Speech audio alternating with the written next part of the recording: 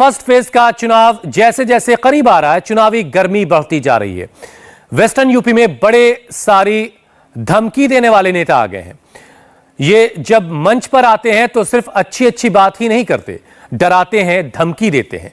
धमकी देते हैं थाने को, धमकी देते हैं मतदाता को। आज हम इन भड़काऊ नेताओं को एक्सपोज करेंगे और पब्लिक से पूछेंगे क्या इन नेताओं को की धमकी से कहीं वोट मिलते हैं क्या।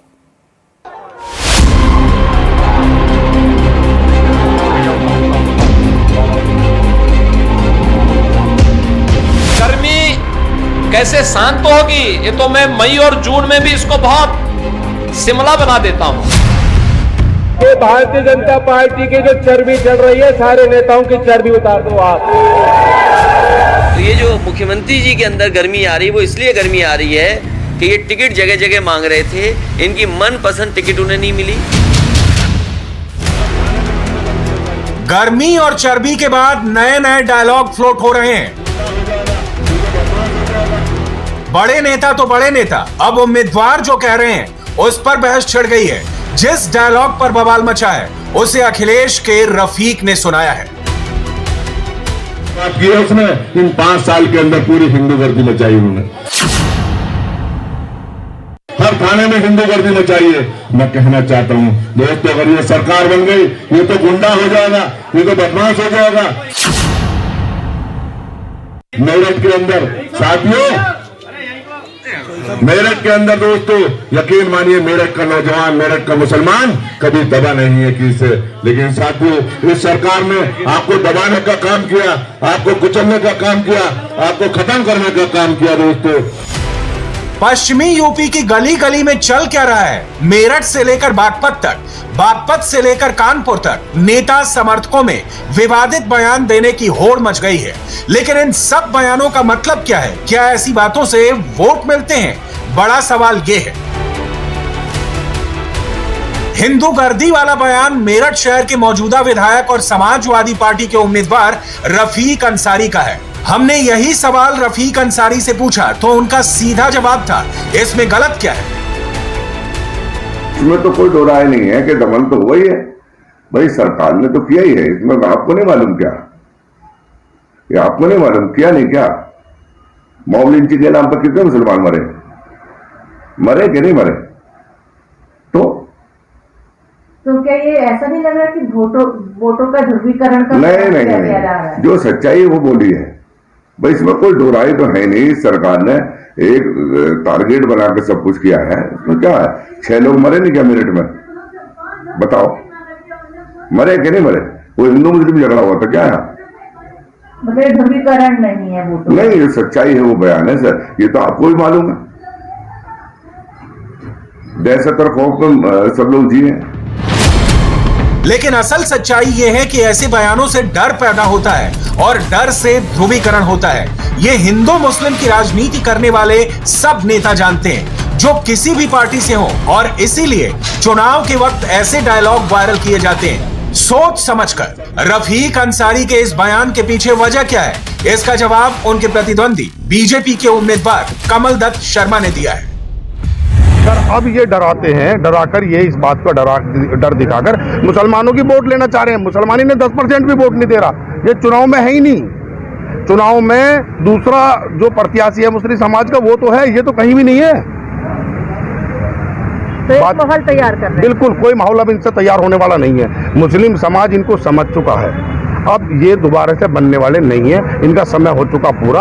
अब ये 500-600 कबूतर लेकर उनको 5 साल अगले बढ़ाएंगे और अपना काम में लगेंगे। इनका यही काम था, इतने ही थे, बस ये इतना हो गया। रफीक अंसारी धमकी दे रहे हैं, मुसलमानों को उकसा रहे हैं। उसके पीछे मेरठ शहर विधानसभा के मुस्लिम वोट का गणित है। अगर वो इधर उधर गया तो खेल बिगड़ सकता है, और अगर वो हिंदू गर्दी की बात कर रहे हैं तो उसकी वजह यही है। मेरठ शहर में वोटर की तादाद करीब 3 लाख है। मुस्लिम वोटर 1 लाख से ज्यादा हैं, जो चुनाव में अहम भूमिका निभाते हैं। मुस्लिम वोट का बंटवारा होने से बीजेपी को फायदा होता है। इस सीट पर वैश्य, ब्राह्मण, दलित, त्यागी समेत पंजाबी बिरादरी भी है। पिछले विधानसभा चुनाव में बसपा ने इस सीट पर हिंदू प्रत्याशी को उतारा था और उसका नुकसान भाजपा को सहना पड़ा था, और बीजेपी के लक्ष्मीकांत वाजपेयी को हार का सामना करना पड़ा था। लेकिन इस बार रफीक अंसारी के सामने मेरठ शहर से तीन मुस्लिम कैंडिडेट हैं। एक तो वो खुद हैं, दूसरे बीएसपी से दिलशाद शौकत और तीसरे AIMIM से इमरान अहमद हैं। अब अगर रफीक अंसारी हिंदू गर्दी की बात कर रहे हैं तो इसका मतलब समझ गए होंगे, लेकिन सिर्फ मुस्लिम वोट से जीत नहीं मिलती। इसलिए जब वीडियो पर बवाल बढ़ा तो जुबान बदल गई। ये बौखला रहे हैं, घबरा रहे हैं, तो ये जो सब जो इस तरह के आरोप लगा रहे हैं, ये वीडियो जो वायरल होके आया ध्रुवीकरण वाला की हिंदू गर्दी और ये नहीं, सब गलत बयानी कर रहे हैं सब लोग, सब गलत बात है इनकी। मेरा पूरा जीवन है, सेकुलर जीवन मेरा गुजरा है, मैं बिना हिंदू मुसलमान के चुनाव जीतना नहीं चाहता, जीतूंगा। और जो लैंग्वेज आपकी है वो तोड़ो के पेश कर रहे हैं, सब गलत तरीका। ऐसा कहने की उन्हें जरूरत क्यों पड़ी? ऐसा कहने की उन्हें जरूरत क्यों पड़ी? क्यों ऐसा बयान दिया कि उन्हें अब वो उस बयान से भाग रहे हैं? मैं अगर कोई बयान देता हूं तो एंड तक उस पर रुकता हूं। तो ये जो कह रहे हैं तोड़ मरोड़ के दिया, सारी मीडिया के पास, सब लोगों के पास पूरा बयान है, सब उसको देख रहे हैं, तो तोड़ मरोड़ कहां हो गई उसमें? मेरठ शहर विधानसभा में रफीक अंसारी के बयान के बाद चुनाव में हिंदू मुसलमान की एंट्री हो गई है, लेकिन मेरठ की पब्लिक क्या इन बातों पर वोट करती है? सुनिए। नहीं, ऐसा कुछ नहीं है, सब शांतिपूर्वक है, ऐसा कुछ नहीं है, ये सिर्फ एक माहौल बिगाड़ने वाली बात होती है, ऐसा कुछ नहीं है। आप उनसे इस बयान की समर्थन नहीं करते साथ? नहीं, बिल्कुल समर्थन नहीं करते। ये फेक बयान होते हैं, जो इस तरीके की बातें करते हैं ना, वो लोग सिर्फ भड़काऊ बयान होते हैं। आजकल वोटर बहुत समझदार हो गया है, हर जरूरी मुद्दे पे ही वोट करे जाते हैं। पढ़ाई लिखाई, शिक्षा, विकास, भ्रष्टाचार, महिला सुरक्षा, इन बातों को देख के ही वोट किया जाता है। कैंडिडेट पे वोट हो रहे हैं आजकल, पार्टी पे भी वोट नहीं हो रहे। के लिए अब आप क्या कहें? ये बात बिल्कुल सही नहीं कही उन्होंने, इस लहजे में बोलना ही नहीं चाहिए था। ये तो दंगे भड़काने वाली बात हो गई। एक तरह से हिंदू गर्दी, हिंदू मुसलमान, इसमें थोड़ी पड़े रहेंगे हम। कैंडिडेट समझदार हो गया, मोहम्मदन भी आजकल समझदार हो गए। रफीक अंसारी को पसंद करते होंगे तो जरूर वोट देंगे, नहीं करते होंगे तो वो भी जरूर हारेंगे। पर ऐसे उन्हें बोलना नहीं चाहिए था कि भाजपा की सरकार में ऐसा हो गया। अभी तो सब नॉर्मल है, हम आगे व्यापार कर रहे हैं, हमें तो कोई दिक्कत नहीं आ रही, ना किसी थाने में ऐसा कोई प्रभाव दिखा हमें। तो मुसलमानों ने दबा रखा है, रफीक अंसारी तो खुद गुंडा आदमी है, उस पर कितने केस लग रहे हैं?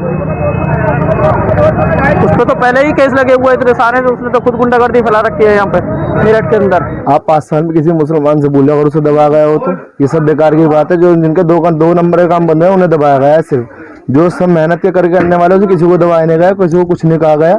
पहले गुंडागर्दी होती थी, कोई गुंडागर्दी नहीं हो रही, ना आप आगे होने की कोई गुंडागर्दी। और आगे आने वाले साल 5 साल में योगी ही सरकार आएगी और सभी गुंडागर्दी खत्म हो जाएगी। गलत है, ऐसा कुछ नहीं है, ये तो सिर्फ राजनीति है। इलेक्शन के टाइम में ऐसे तो देने पड़ेंगे भाषण, नहीं देंगे तो इनकी राजनीति कैसे गर्म होगी? ऐसा कुछ नहीं है। असली मुद्दे पीछे चले गए हैं, हिंदू मुसलमान आगे आ गया है, कोई किसी से पीछे नहीं है। बीजेपी और समाजवादी आरएलडी के बड़े बड़े नेता एक दूसरे की गर्मी और चर्बी देख रहे हैं। पश्चिम यूपी में तो यही चल रहा है, लेकिन विवादित बयानों में लीड समाजवादी आरएलडी के नेता ले रहे हैं। रफीक अंसारी के हिंदू गर्दी पर केस हो गया है और अब उनको पुलिस और चुनाव आयोग को बताना होगा कि ऐसा क्यों कहा है। मेरठ नगर क्षेत्र से प्रत्याशी हैं, उनके द्वारा अभी परसों रात की ये घटना है कि एक वीडियो उनके द्वारा उस पर कुछ बयान दिया गया, वो वीडियो आज वायरल हो गया, उसका परीक्षण किया गया तो उसमें ऐसा प्रतीत हो रहा है कि उनके द्वारा कुछ ऐसी बातें कही जा रही हैं जो कि जो है आचार संहिता के उल्लंघन की और आईपीसी के उल्लंघन की श्रेणी में आना प्रतीत हो रहा है। लिहाजा इस पर एक अभियोग पंजीकृत किया गया, धारा 505 आईपीसी का नौचंदी थाना क्षेत्र में अभियोग पंजीकृत किया गया है। 5 साल ये सरकार चली है, 5 साल में जो शासन आदेश प्रशासन को देता है वही तो करता है। इन्होंने ठोकर नीति अपनाई है, माइनॉरिटी के लोगों को मारा, दलितों को मारा और पंडितों को मारा, पिछड़ों को मारा। ये ठोकर नीति है, तानाशाह सरकार है, तानाशाह मुख्यमंत्री है। लेकिन आप उसमें ये कहते हैं कि हिंदू गर्दी करी गई है। अरे जो शासन ने जो आदेश करेगा प्रशासन को वही करेगा। तुम चैनल के मालिक हो, तुम्हारा मालिक आदेश करेगा वही तो करोगे आप। तो ठोकर नीति का किसके आदेश है? पूछो उनसे किसको आदेश दिए थे उन्होंने। रफीक अंसारी से पहले मेरठ दक्षिण सीट से प्रत्याशी आदिल चौधरी का भी धमकी भरा वीडियो आ चुका है। वो भी 10 मार्च के बाद हर जुल्म का बदला लेने की बात कह चुके हैं। समाजवादी पार्टी के उम्मीदवारों की तरफ से भड़काऊ बयान जारी है। एक और वीडियो चर्चा में है जिस पर बवाल मचा हुआ है। मैं ये कहता हूं मुसलमानों, खुदा की कसम ये बदले का वक्त है। ये बदला इंशाअल्लाह जरूर हम 10 तारीख में हम बताएंगे कि बदला कैसे लिया जाता है।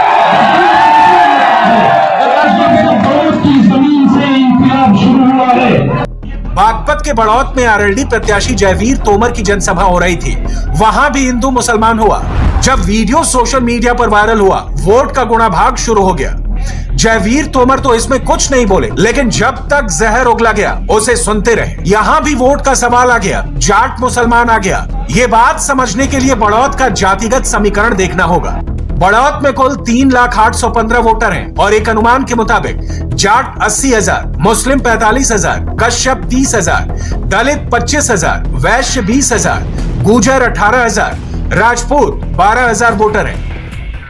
बड़ौत विधानसभा से लड़ाई सपा आरएलडी के जयवीर तोमर और बीजेपी के किशनपाल मलिक के बीच है।